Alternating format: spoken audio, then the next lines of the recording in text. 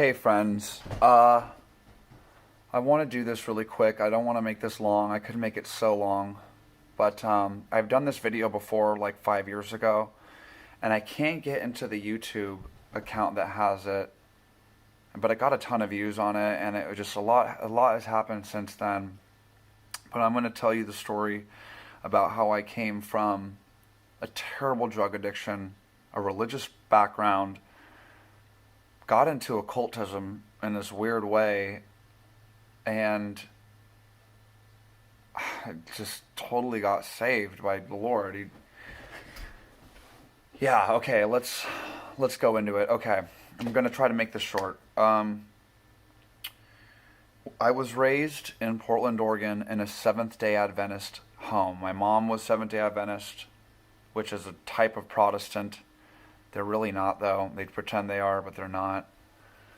And then my dad's side was Catholic. Now, if you know anything about these two religions, they're both their mortal enemies. So, yeah, it probably was not a good idea to join the two. But they did it. And I was the firstborn, and we were raised in a well-to-do household. My dad made okay money, and I just remember being raised with little discipline. I was a wild child from a young age. Had a problem with authority, and my parents started. I realized that I didn't like the religion thing. I didn't like the Seventh-day Adventist thing because I just was not. I never got it. But I remember. Sorry, this is tough. I remember when I was a kid, when I was about 7 years old, I remember praying to God, and I remember telling him, like, I had this really long prayer in my bed, and I vividly remember it, and I just remember saying, I know I'm like a bad kid sometimes, but I will never not believe in you, and I love you, and I can't remember what I was praying, but I just remember vividly praying to the Lord. And when my parents started having problems in their marriage, I started having problems at school. That's the best way I can describe it, I guess. And started hanging out with, the kids that were smoking cigarettes and smoking pot, and I really liked drugs, like from a young age. At like 13 years old, the first time we smoked weed, I was like, this is what I want to do forever. And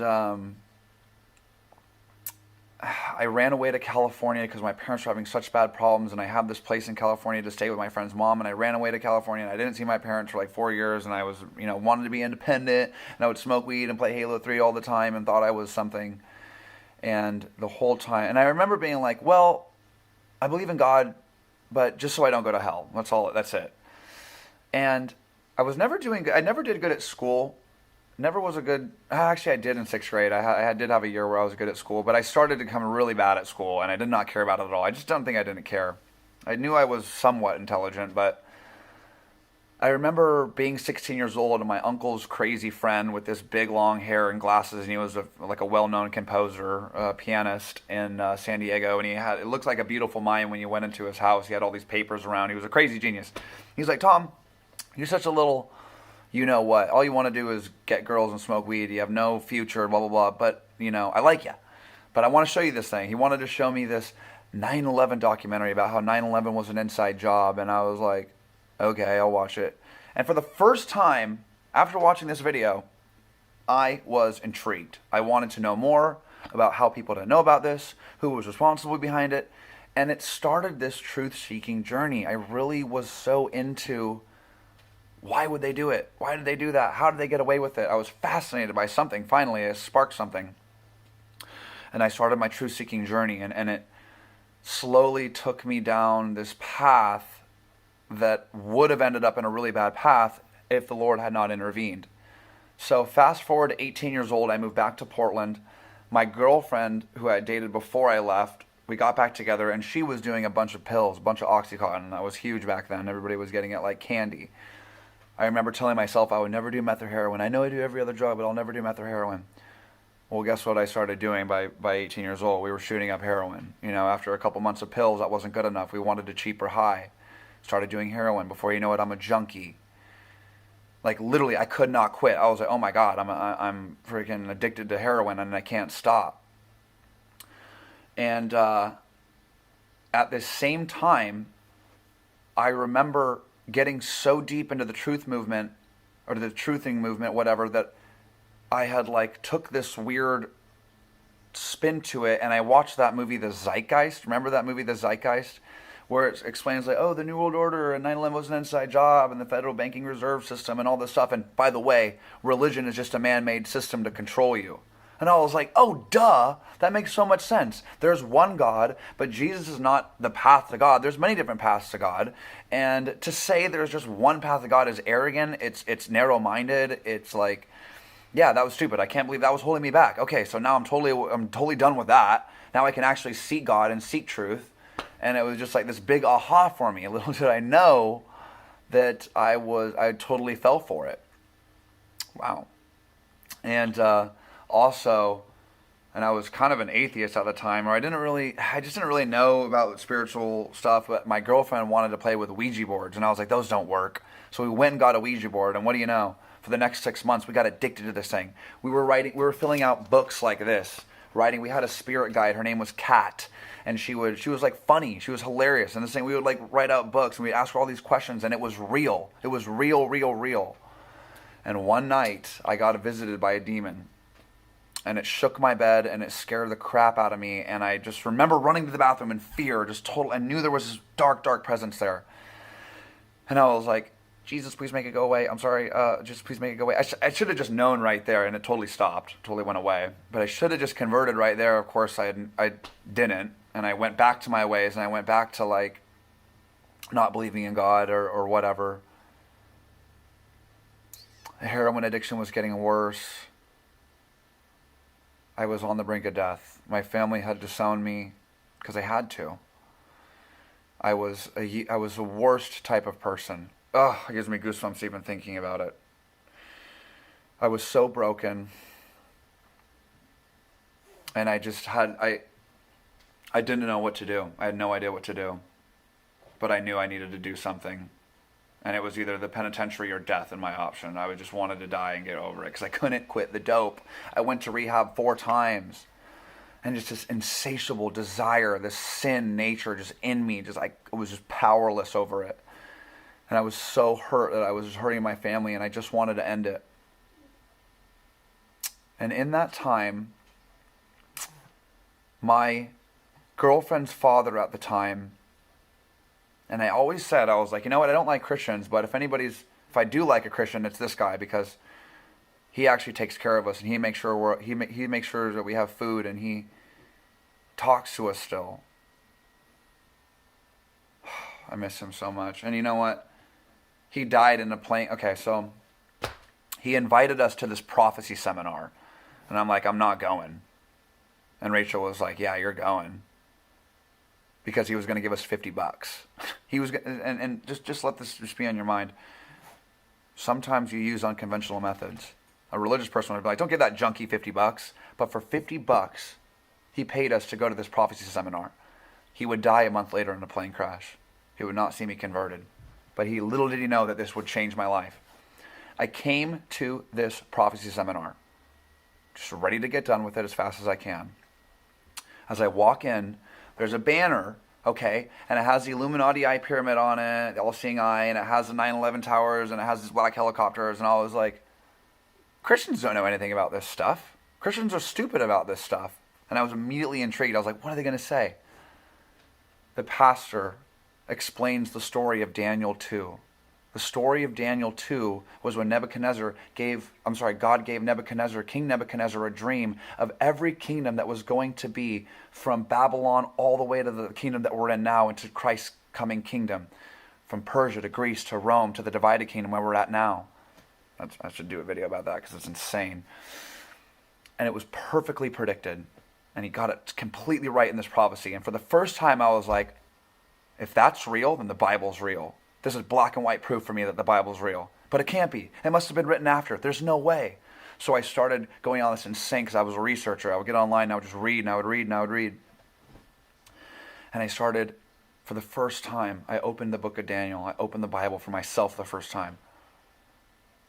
And I immediately remember reading, and I just knew immediately, I was like, this did not come from the mind of a man. This is too good. This is too perfect. This is too calculated. This is too beautiful. It's too poetic. It's too right. It's too righteous. I knew that I was touching greatness. How to reconcile that with God, I had no idea. So I remember I took that Bible that we had, and I had it in the back of the car, and me and Rachel, we were selling dope and doing dope. And when you're doing that, you're waiting in parking lots all the time for some reason. You're waiting to hook up, you're waiting to sell, you're shooting up, you're doing drugs all day in the car. But in the car, I had this Bible in the back, and I remember going and grabbing it, and I was like, okay, I'm going to read the Bible. But little did she know that I was so serious. And I literally started Genesis 1. I'm just reading it, so intense. I'm like, wow, have you ever read this before? This is insane. This is so cool. This is so good. And I felt like I was literally cracking the code to all these questions that I had, because I remember getting so deep into the research of the Illuminati, and I was like, why are they doing this? What is this insatiable desire for evil? I just didn't get it. I didn't get the evil part. I didn't understand that there was such a thing as evil, of this insatiable evil, and it started to make sense where the nations came from, Abraham, how the Holy Land came to be, how Rome, all these pieces started to click together. And I read the whole Old Testament. For months, I would sit and I would read the Old Testament. I would just read the stories of King David, Solomon, everything. I was so intrigued. I was so into it. And I remember saying, wow, I guess I believe in God. I believe in Jehovah. Didn't expect that. Haven't read the New Testament yet. Think about this. But I remember putting away the Bible and saying, what am I going to do about it, though? I'm still a heroin addict. How am I going to please God? And so every time the word God would come up, I would stop my ears and I don't want to talk about it. I don't want to talk about it. I don't want to think about it, because I believe in him, but I can't follow him. He had other plans. So I'm starting to slowly realize that I need God, and I'm in this addiction, and it's just going back and forth. And I remember I met this kid named Isaiah, and he was doing heroin too, but he saw that I had a Bible, and he was in the car, and he was like, hey, what's that Bible? And I was embarrassed. I was like, no, it's just some stupid, it's not me. And he started preaching to me the gospel. That's the first time I heard it from a peer, basically, I think. And I was like, but you're doing heroin too. Like, what do you mean? He's like, I know, but I'm going to get out of it. I'm going to get free. This is happening right now, but this is not my end. And I was like, wow. I was just like, whoa. I was like, no, you're crazy. You're crazy. But the first time I was like, man, maybe I do need Jesus. I remember sending up a prayer. It was one night, I was just so done with it.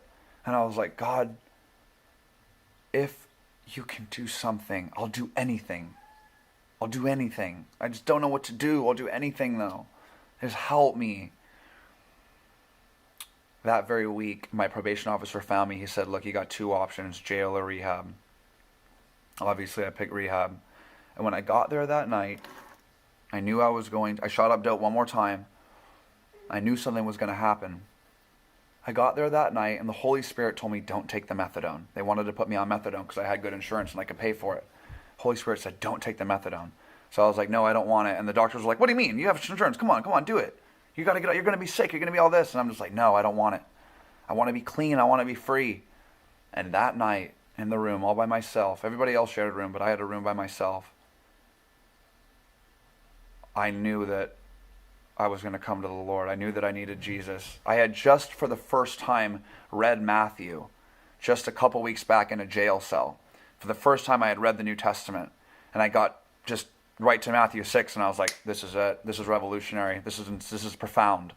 It's about love. It's about this. The whole Old Testament is realized in this person, and I need him. But still, I wasn't born again, I guess. I don't know. Like, I just knew that I needed it. It was in my head. It was there. But when I got to that rehab room that night, I got on my knees, and for the first time, I wept. My heart was so hard because all the dirt that I had done, and you just get this callous skin over you because you have to be hard out there to make it in the streets. And feelings you did not have time for. Emotions were considered weakness. And for the first time, these tears just started streaming down my face, and I was just weeping, and I was like, God, change me. And this presence filled the room. And right there, he changed me. I just knew that I was changed, and I went to bed, and I woke up the next morning, and I was so different, guys. I cannot describe it, but the desire for heroin was gone.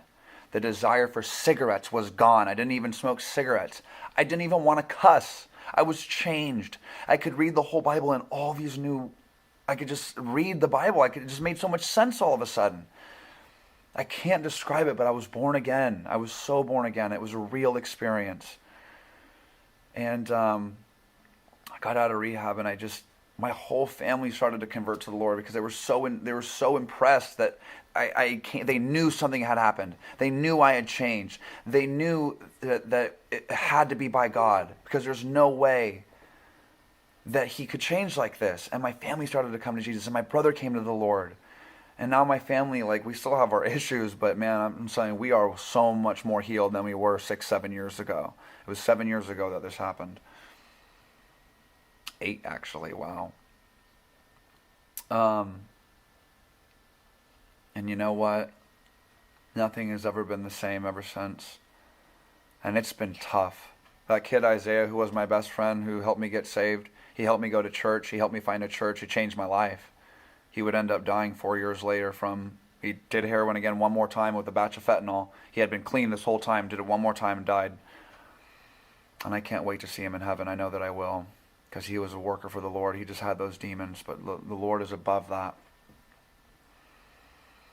And so much has happened. And I got my next thing is I'm gonna redo a video about how I got baptized in the Holy Spirit and how I started to actually have an anointing to read the Word. He anointed me to understand the Word. But I'm going to tell you guys that later, because there's a whole part 2 to the story. I was 21. I'm 28 now. There's so much has happened. It's insanity. And the place that the Lord has me right now is just, the calling is so big. It's almost scary. And it's been there's been moments when I've ran. Trust me, I've tried to run away at times, but He always brings me back. His grace is always there. And I can never run far. I just love Him so much. And there's no better thing than His presence, than His peace, than His blessed assurance, that knowing that it's okay. No matter what financial struggles I go through, and I've been through a lot, because He gave me a business. He made me an entrepreneur, because I was a double-time felon. I wasn't getting no college job. He gave me my own business. I'll tell you, it was one thing to give the Lord a used, sick, heroin-addicted body with nothing to give and a bunch of debt and felonies, and He made me into a real person. He gave me my life back. He gave me money, people, friendship, status in the community. And it's another thing to give that up. And that's been my new journey, is to again give my life over and the things that I have over to His will, because that was the deal that we made. And I'm so thankful that He's been so merciful and graceful with me. He's never left me. And I have messed up. But His grace is so much stronger. His love and His loving kindness is so much bigger than my mistakes. And when I come to Him, He does not shame me. He opens His arms to me, and I'm again restored. And Christ lives in me, and He speaks in me. And the zeal for Christ burns in me to see people in my situation, who are in my situation, saved and freedom, because it's not a rehab. It's not a system or a program. It's a person, and He's alive, and you can talk to Him, and He wants to commune with you. And it's not going to be with these just words like I'm talking to you. It's going to be in ways only you can understand, only you and Him can understand. I can't articulate this, but it's real, and it's the blessed assurance, because I know that I'm saved. There's absolutely no doubt that I am saved. I'll end it there. I love you guys.